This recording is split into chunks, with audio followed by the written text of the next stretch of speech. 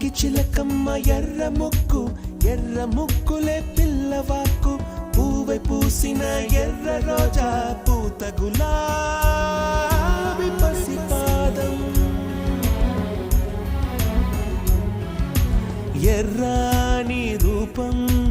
ఉడికే కోపం ఎర్రాని రూపం ఉడికే కోపం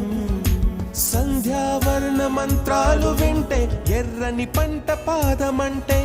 కాంచనాల జిలుగు పచ్చ కొండ బంతి గోరంత పచ్చ